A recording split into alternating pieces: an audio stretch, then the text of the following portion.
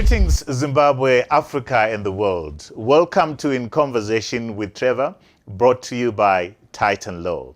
I go beyond the headlines and beyond the sensational.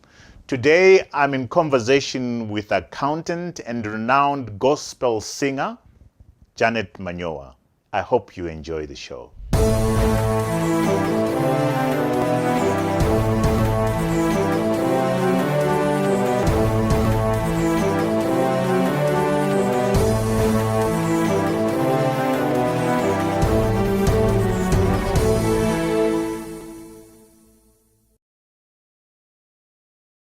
Janet Manyowa, welcome to In Conversation with Trevor.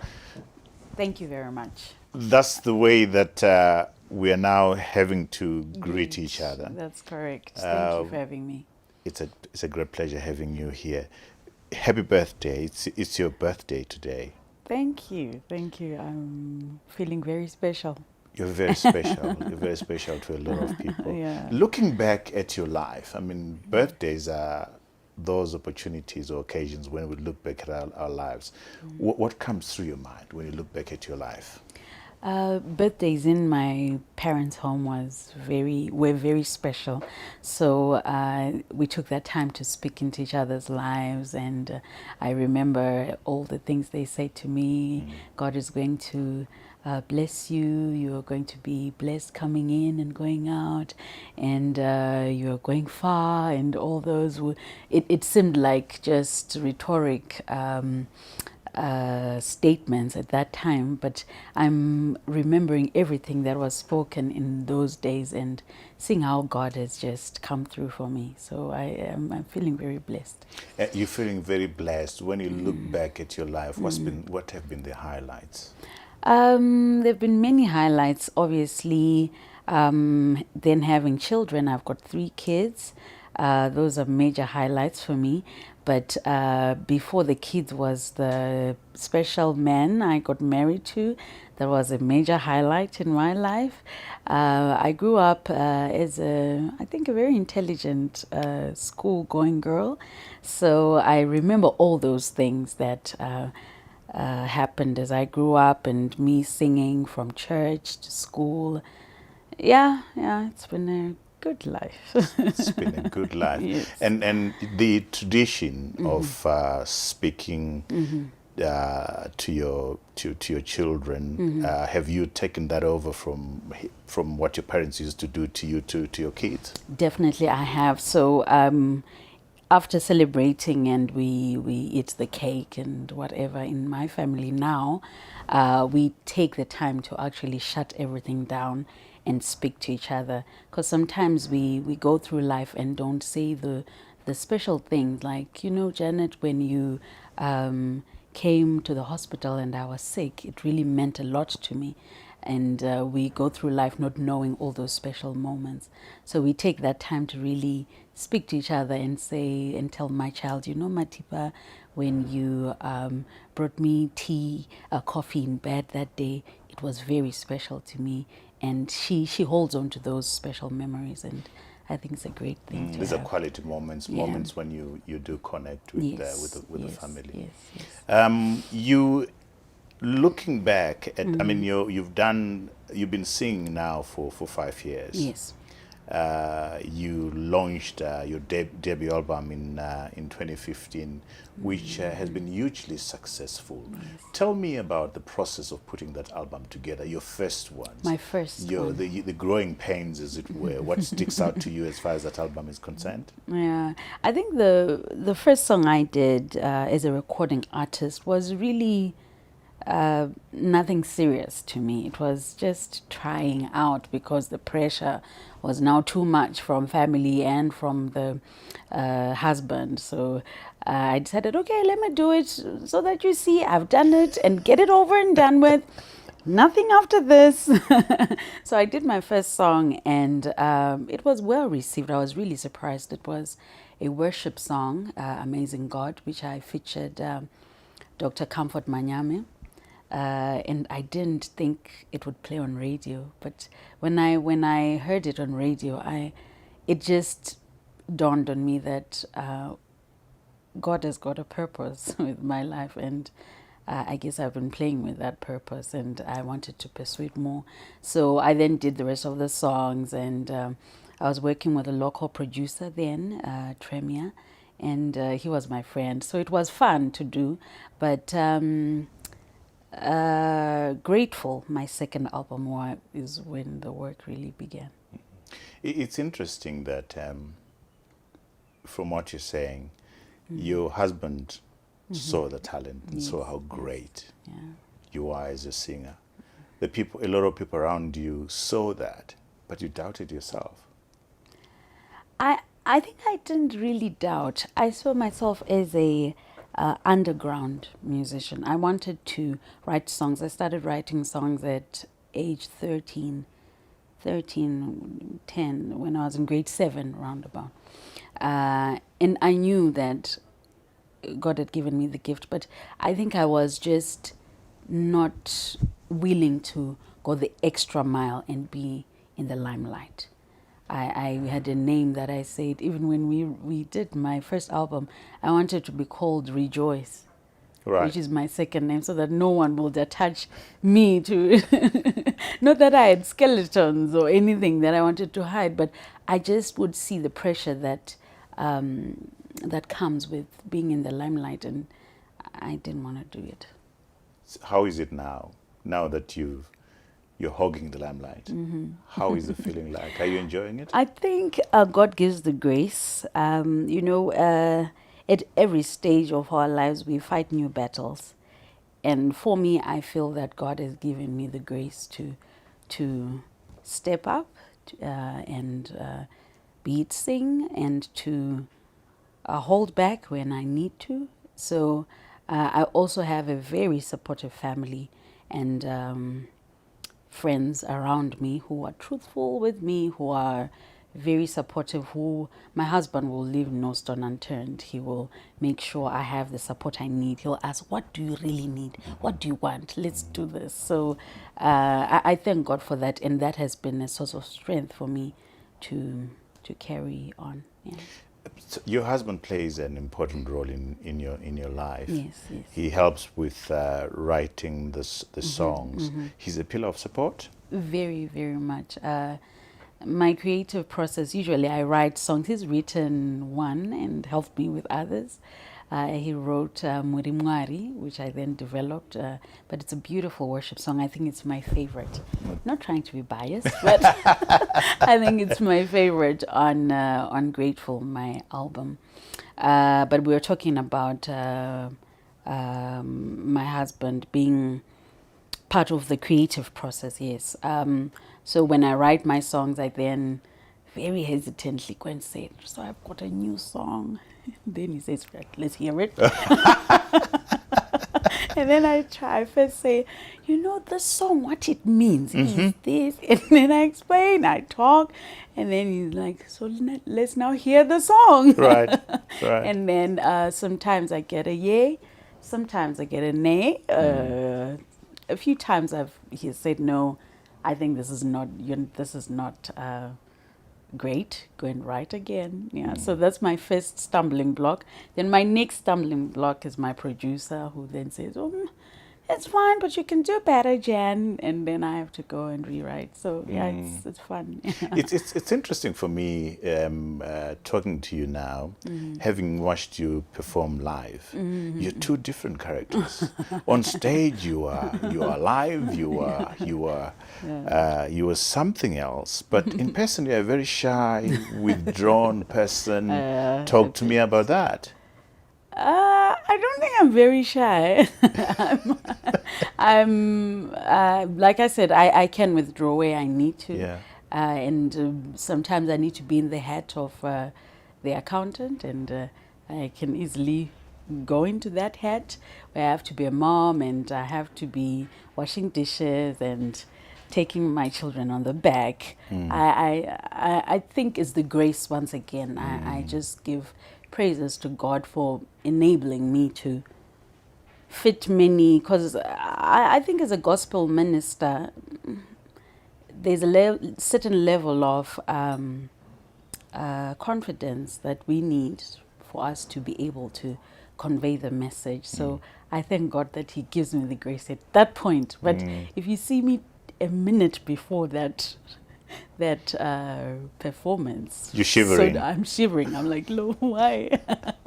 But they say that's a healthy dose to be able to continue to shiver no matter how long you've done this stuff. That's a good dose of reality right there, isn't it? It is. And I always have that reality check that the moment I think I can do it by myself, then we have a problem. Yeah. You are a mother. Yes. You are a wife.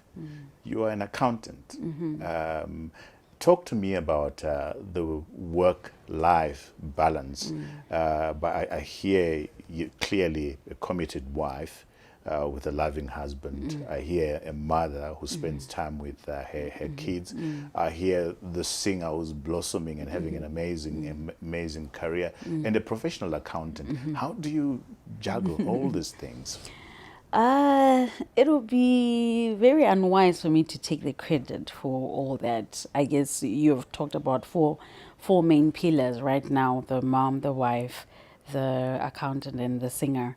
I'm also a daughter. I'm a daughter-in-law.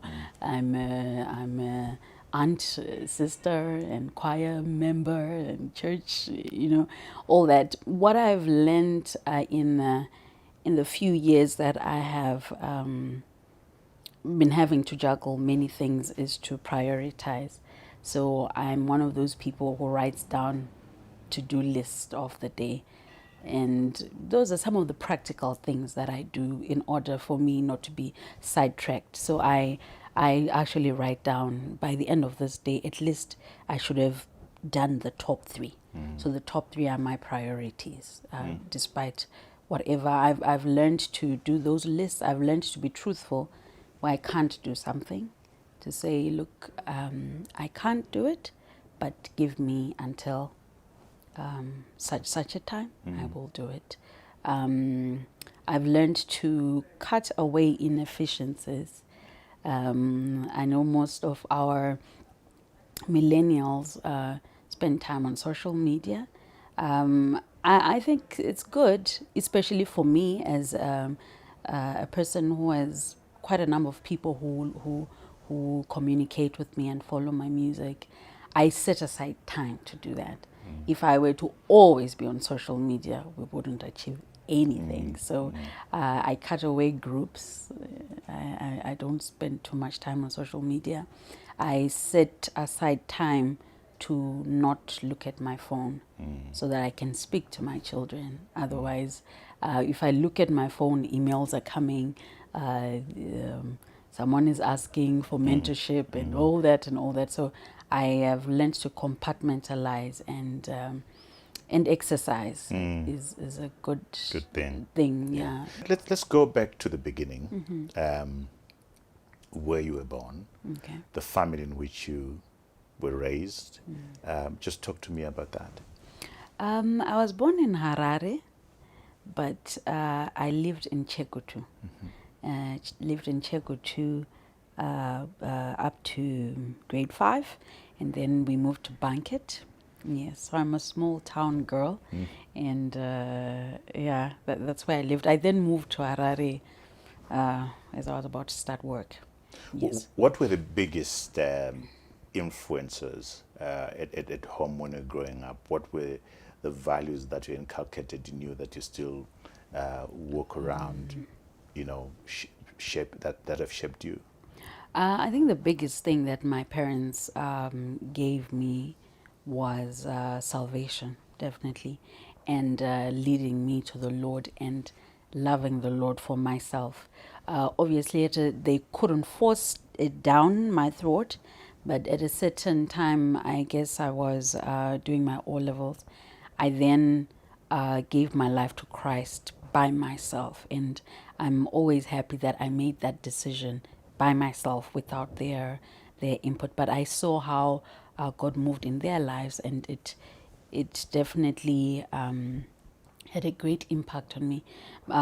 Some of the biggest values that I learned, especially from my mother, are modesty. That one is a big one. Modesty and prayer. Prayer Yes, my mom, and honesty from my dad and truthfulness. Those are some of the biggest things I got from them. And your dad was a catalyst Yes. in making you go to music school at 10 Yes. years old. Yes, Am I yes, right? yes. Talk to me about that. I was sent to piano school, so I did piano and vocals at that time. I was in the 5th grade, so after school, I would pass through a home of one of our family friends, and I had a teacher come from Chinoi to teach me piano at that place at that time, and I didn't take it seriously. I was like, other children Playing are playing and I'm having to do this 2 hours of piano, and my gifts were keyboards and all that. And at that time I still wonder what they had seen, but I guess it was the doing of the Lord. So they sent me to do music at that time, and it gave me a good understanding, which So you haven't had the conversation with dad. Why did you make me do music at 10 years old? I did have a conversation. I have had many conversations with him now that I even understand more, and he's got his testimony of how things happened, how they prayed. They wanted to call me Miriam because they felt I was a worshiper, even when I was a day old. So I think one of my fourth name would have been Miriam, but they then called me Rejoice. So they had a great understanding of, maybe it was for ministry purposes, or I always say, no, you wanted me to be a singer so that I sing in your church. But I guess it was the doing of the Lord, and all that has worked together for good. It's worked together for good because you have, since 2015, I think you've come up with about so many awards, 27 awards actually. I was counting, 27 awards in 5 years. And you have been put on a list of the 100 most influential Zimbabweans under 40 years. That's a huge achievement in a very short space of time. It has. Yeah, I thank God for that. It's sobering to just think about all that recognition and say, wow, really. I guess one of the first awards I won was the best female musician at the Zimbabwe Music Awards, and that was in 2015. And at that time, many people felt they didn't know who was Janet Manyowa, why, and all that. But I believe in continuing to do what you do, and your work should speak for itself. And I thank God for all that has happened. And what a lot of people don't know, at least what surprised me as I was reading around you, is that you are an accountant. Yes. You've trained. You actually spend quite a lot of your time doing finance and accounting. Yes.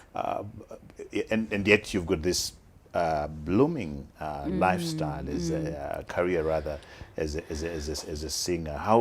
Which one would you choose if you were asked to choose? No, I was. Something came to mind where people say accountants are boring. How are you an accountant and a singer? So this is just to show that accountants are not boring. They also can be creative. If I were to choose one, for me, I believe that accounting was the route towards the purpose. Okay. Because the things that I learned in accounting, I won't say the name of the firm I learned, I trained with, but our logo was quality in everything you do. And I remember it up to today. I always say, if I could put it, I can't steal it now because it's already taken. But quality in everything you do was impressed upon me, even in the accounting era.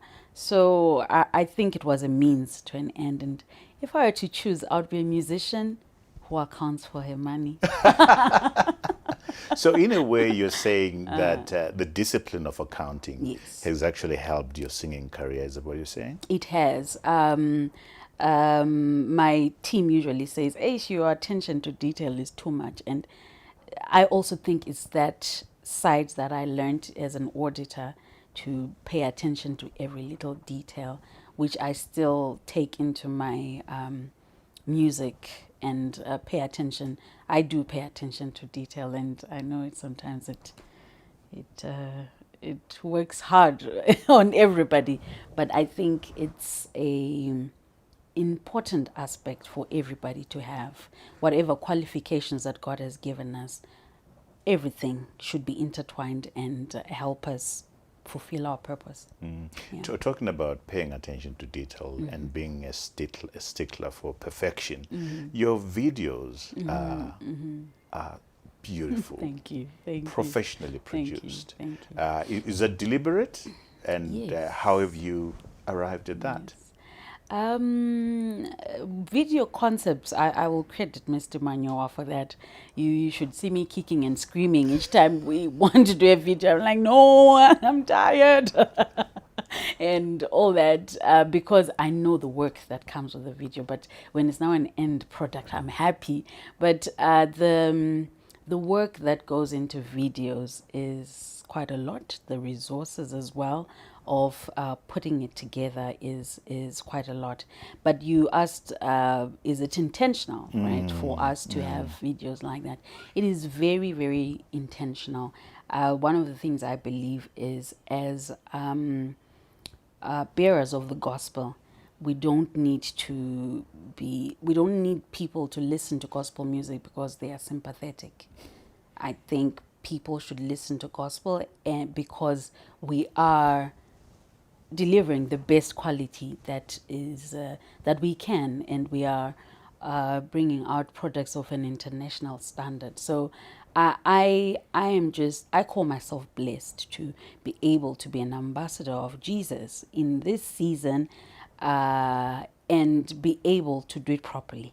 Because if you listen to my track Ndimi, God created all this, and his standards are pretty high. If I were to look around you, you would see that God's standards are pretty high, and we can't be offering mediocre to him. Talking of Ndimi, as you talk about it right now, my heart goes boom boom because it's an amazing song. Thank you. I think it has made me, shed tears once or twice. Wow. Talk to me about your creative process as far as that song is concerned, and many others. How do you arrive at putting the song together? It's such a powerful song. It stirs up your connection to God, and it puts you in a very spiritual zone. Talk about that process to me. For me, especially my worship songs, they just come out of times of worship, personal worship and meditation. So Ndimi came to me as I was driving to work, I think one of the days, and I was just looking at all the challenges that people are going through. People are heavy laden with so many issues, but where can we get our help? Who can we look to? And I just started singing Ndimi and looking at his creation on the other side to see, God, you did all this.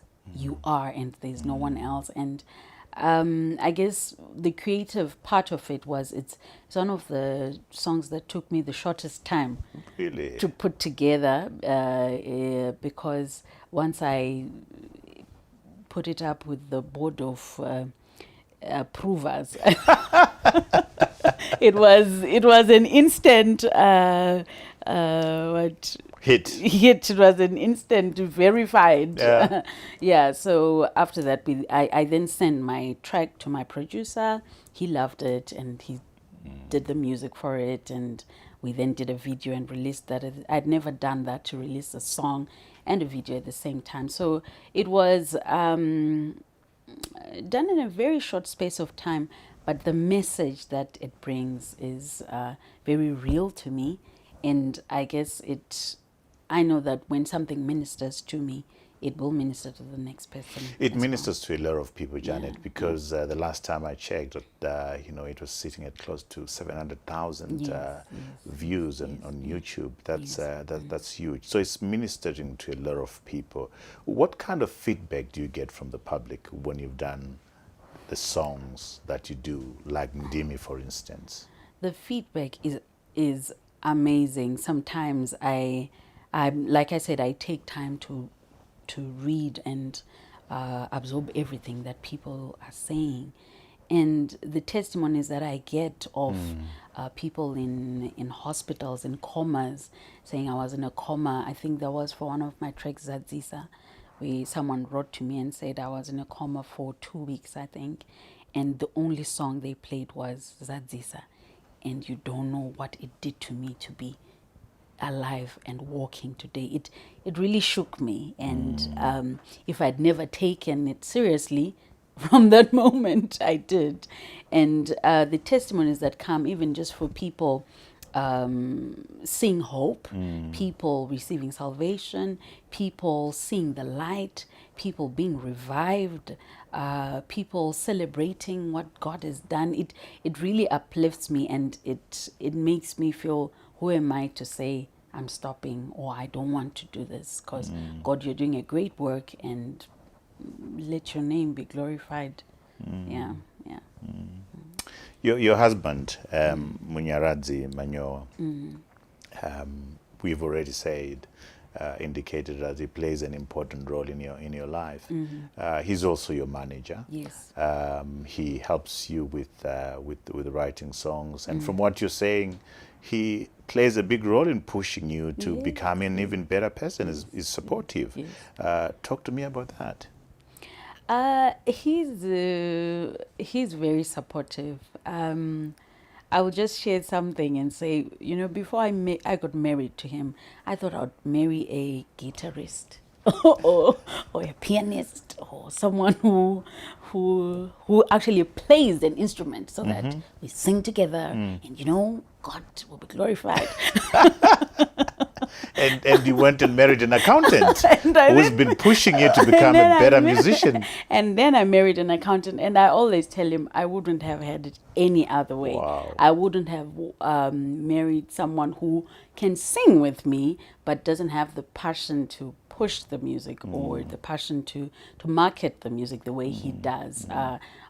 Those who have seen the way our brand, they do know that we're very intentional about how we do things, and he pushes me to the limit. He makes my home environment a place which is conducive for what I do. If you get what I mean. I do. You can be in a place which stifles progress, and if he will help me with the children, he will encourage me. Love, I haven't seen you praying. Please, may you? Do you need time to connect with God? You are busy with mommy issues. I will help you with the children so that you have time. And so all those things help me. And there are many things that happen off camera that help build, and I'm very grateful for what he's done. Yeah. Doesn't that bring a bit of tension in the marriage? In terms of him pushing you, watching, this is not good enough, do some more. Yes, no. One thing I've learned is to separate, and I think we are work in progress. We try, but almost to separate the music from the marriage. So when there are times we say, no music, don't talk about this song That's discipline. About Instagram, don't talk about anything. We're not going to talk about music, because it can get very consuming, that we are talking about, okay, so how many our songs should be on the next album, and after that, so how are you writing, why are you not writing a new song? And he's pushing and all that. So we have learned to each one of us can say, I need Janet, the wife, or I need Munya, and the husband. I don't need the manager right now in this conversation. So yeah, it's just learning to separate that, and also having time to to talk about other things, which I think communication is key in any relationship. And in our marriage, we've seen that if we don't communicate about something, it builds all sorts of tension in future. You've already mentioned your three kids, Matipa, Waishe, and Mufaro. Do you see any one of them taking after you? Matipa really loves singing. Waishe says he's a drummer. And I encourage them to pursue whichever areas that they feel they have a calling. But I don't think I will force them to be musicians, but I will let them be. Maybe they also love the attention that they get. Well, are you Janet's children? Or but I'm sure as they grow up, we'll see how it pans out. Apart from singing, do you play any other instruments? Yes, I'm playing piano now. Yes. Okay, that's so just piano and nothing else. I did do violin, but no.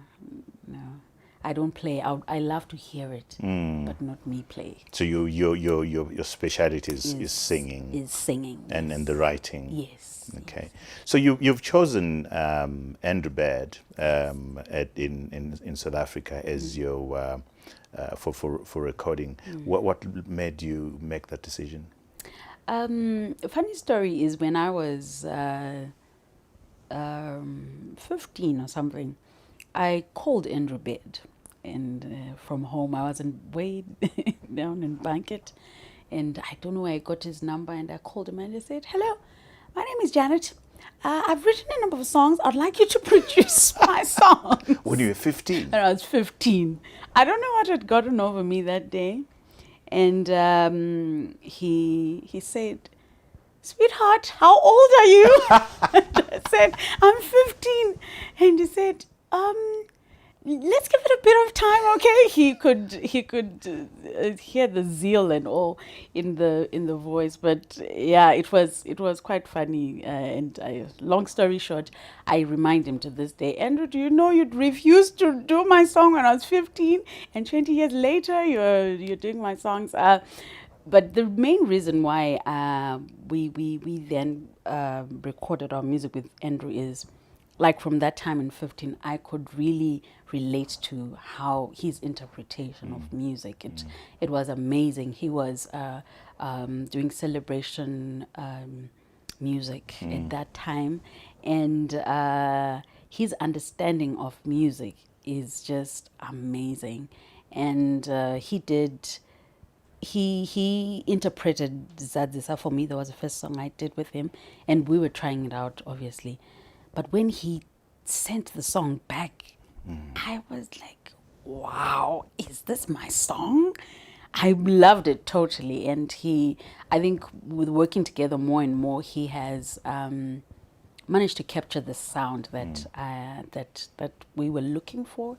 And he's very professional.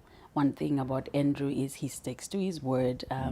I won't put too much comparison with our other folk, but there's a certain professionalism that you get from a dedicated producer, and I would really love to see that happen with all our musicians, in terms of keeping time, keeping your word, not over-promising you, giving you things, giving you leads that make the product better. And it's a blessing that we have managed to work with him, despite how much resources it needs for us to do that. We feel it's worth it to work with him. And looking at your presence on YouTube and seeing you perform, what's the biggest revenue stream for you? Does it come from selling CDs? Does it come from YouTube? Does it come from live performances?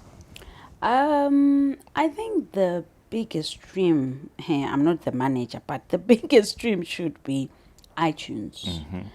Followed by live performances, followed by YouTube, followed by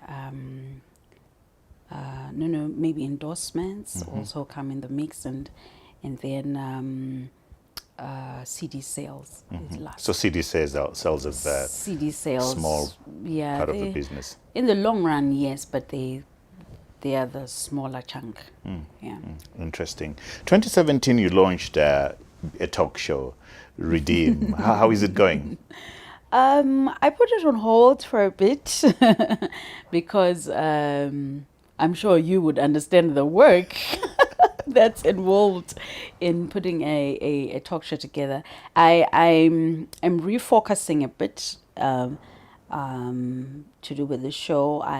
When I do it again, which was the initial idea, I wanted to have more live performances on the show. So when I do it, when I come back, I left it because I wanted to concentrate on the album.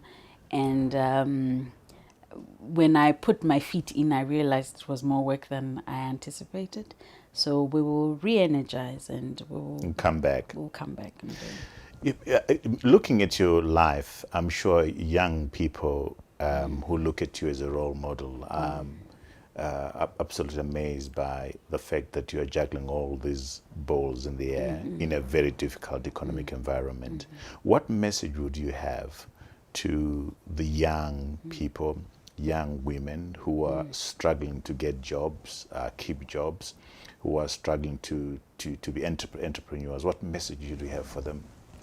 I think the message that's on my heart of late, I think for a while, is diligence. Sometimes we don't succeed to the level that we want to, either because we're not patient or we're not diligent in the area that God has placed us. So you might still be a housemaid. How diligent are you in doing what you're doing? And how trustworthy are you? I think most young people feel that they are going to be trustworthy businessmen, but they're not trustworthy children in their family. And I think whatever area that God is going to place you in the future, the place you are at now is preparing you for that place. So for the young children, young boys and girls who have understanding of where they're going, I always say you can't be a successful musician 20 years from now, yet right now you are you're not committed to the place. You are a musician and you're seeing yourself as a musician in the future. So I really believe in faithfulness and diligence and commitment and hard work and all that comes with that. I always speak, I've got a group of girls I speak with who are aspiring musicians. Once a year I do have a number of girls I speak to, and I always tell them, be diligent where you're serving. Pay attention to detail, to your personal life. Pay attention to your personal life and pay attention to what you put out there, be it your CDs. Do they have the correct spelling of your name? Do they have you packaged it? You might not be the best, but have you packaged it the best way you can? So you might not be where Tasha Cobbs is, but are you doing the best at the level that God has placed you? You might not be where Janet Manyowa is, but are you doing the best that Janet can? I'm doing the very best that Janet can do. Tell me, what if somebody comes back to you and says, but how do I know that this is where God has placed me? Because I'm struggling, even where I am right now. How do I know that this is what God wants me to do? I think for me, relationship is important. I always give an example that if you cannot really tell what is God speaking to you on basic things, how will you tell when it's big things? So I really think relationship with God, if God is your source of direction, then surely that relationship needs to be nurtured, and that relationship should count for something. You should be able to know that my maker if I have peace in this, for me, I move in peace. If I've got peace in doing something, and I've prayed for signs that God, what is the sign? Give me a sign. And the sign is in the positive. I believe I'm walking in the right path. And I believe I have the mind of God. Whatever I decide, I'm moving in the power of God already. So I think relationship boils with down. your Creator. Relationship matters. So your relationship with God is from what you're saying. I mean, your favorite scripture, which encapsulates what you're doing, is Psalm 29, verse 2. Give unto the Lord the glory due unto His name. Worship the Lord in beauty and in holiness. Yes. Yes, my relationship with God is definitely not 100% where I need it to be, but it is. I believe that God sees the condition of our hearts, and if He sees my heart, I believe He knows that I love Him with all my heart, and I will diligently serve Him as long as I live. So that is what I live by, and I will worship Him in splendor. I will do everything that I can in my power to make Him famous. You found your purpose. Yes. You're sure of that? I believe, I am sure, I'm 100% sure that whatever has happened in my life has been leading me to the place that I'm moving to right now. I'm not yet there, but the place I'm moving to. And I get the sense that you have a group of young people that you mentor. Is that right? Talk to me about that. So every year, well, this came from the fact that I would have a lot of messages and inboxes. Can you please mentor me? Can you please tell me, how do I write a song? How do I do one or two things? So because of my schedules and all those hats that we talked about earlier, I probably can't do one-on-ones with everybody. So I choose 20 girls who write to me, and we sit down, we talk, and then for the rest of the year, I'm opening myself to those, so that at least I'm concentrating on a few. If they take if they make good use of the opportunity, praise the Lord. If they don't, well, it's up to them.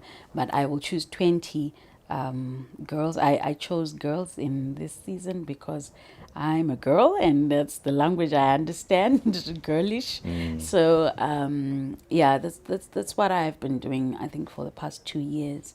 And it's great to see some of them moving to being recording artists, and seeing some of them start writing and start packaging themselves in a better way. And so yeah, that's You're seeing the inspired rewards. 20 You're years, seeing the rewards. yes. Yeah. And I think most of them will be even more in the future. Yeah. And do you have a mentor yourself?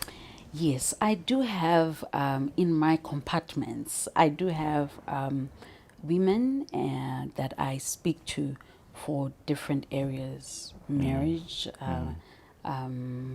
career, music. I do have in music, it's mainly Pastor Bonnie Dushel, Maishingisai Soluma, and Dr. Comfort Manyame. Yes. How important is that, having people that speak to your life, that guide you? It is very important. I still serve in my church and in the music ministry. And the reason why I do that is I want to be accountable. I want someone to be able to tell me, you're on the wrong path, and I listen to them. So despite obviously my husband and my family around me, I also think there is a blessing in just honoring someone who has walked that path before, who can tell you of the pitfalls and show you the way. And some things I would I sang with my Soluma, if I can just share, when I met her, and what she told me were solutions to things I thought were so difficult. So Wisdom difficult. She from is- experience. Exactly, from experience. And just meeting her was so, it was, I think it was bigger than singing with her. Yeah. So it's very important for everyone to have a mentor, to have, because of our busy schedule, sometimes I don't like to then put demands on mentors that are very hard, and then the relationship breaks down because you can't meet all those meetings you said that you do. So I do it at my own pace, but I know that I've got sounding boards. I've got people I can run to at any time, and they are willing to hear me, rather than me texting them every day. Okay, so what do you think about? Yeah, That's yeah. great. You with this busy life, the singing, the church, leading the church, praise and worship, being a wife, being a mom. Do you get time to relax? How do you relax? I ask for time out. You ask for time I out. ask for time out. I actually communicate, please, my time out. And What do you do during your time out? I travel Okay. to a different place, Okay. and just, and I'm always energized when we're back. It doesn't have to be out of the country or anywhere. It can just be to a serene place where I also just feel I'm connecting with God and with myself. So I have learned to ask for time out and actually speak out and not bottle things down. You exercise. Yes, I do. You do I some sport? I do. I play tennis because of the busy schedule sometimes, and because I always win. So so the people I play with, they are going to be shouting when they see this. Right. I do play tennis for leisure. I love tennis. And then I believe in exercising so much. Of late, I've learned, one of my mentors taught me to exercise in the afternoon. So I've also started doing that.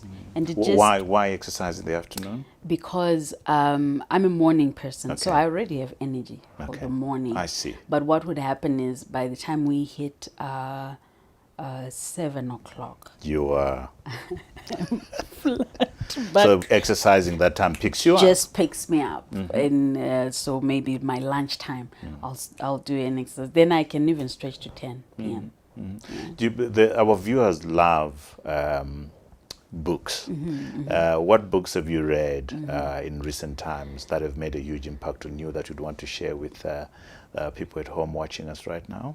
One major book that I read was Commanding Your Morning, recently, by Cindy Trim. And that book actually, I was thinking, this book led me to write Nyasha Nengoni. Really? Yes, because it talks about declarations a lot, and the power of what you speak, and how do you see things. So I think that book actually led me to write one of my songs. So that's one of them. I love Joyce Meyer's writing. I find it very relational. And so I was reading Love Revolution, yeah. And I'm going to read Battlefield of the Mind. A lot of people have said great things about that one. Yeah, so mainly those. We meet at a time, we have this conversation at a time, Janet, when the world is reeling from this coronavirus. Yes. And I gather parts of your business have already been affected. Would you mind sharing that? You've had events cancelled. Talk to me about that. I was supposed to travel to Nigeria. For a show. For a show.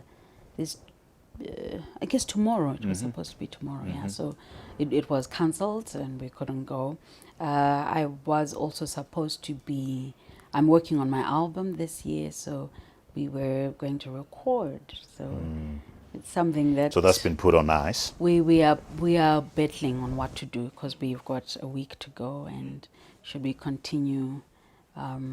It has affected a lot of, especially in the arts entertainment industry. There's been a lot of cancellations. Even one of the events I wanted to, I also like watching a lot of live concerts myself because it just energizes me, and we couldn't attend some of them anymore because of the cancellations. Yeah.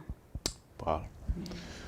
Janet, thank you so much for coming. We would have to end it the way we started it. That's the era that we live in, but we live in faith and hope that this coronavirus is going to be a thing of the past pretty soon. You have an inspirational life. Your singing touches a lot of us. And like you've said, I think has led a lot of people to God. May the mighty Lord continue to bless you, open doors for you that nobody will close, close doors that nobody will open. So thank you so much for finding the time to come to us. Allow me to tend to our viewers at home. And thank you for watching in the diaspora across the continent. Thank you for supporting the show. Remind you that In Conversation with Trevor is a weekly show. Please press this subscribe button to subscribe so that you don't miss out on any of these quality conversations. And please keep your comments coming. We love your comments. So click and comment on the shows that you've watched. Until next time, cheers.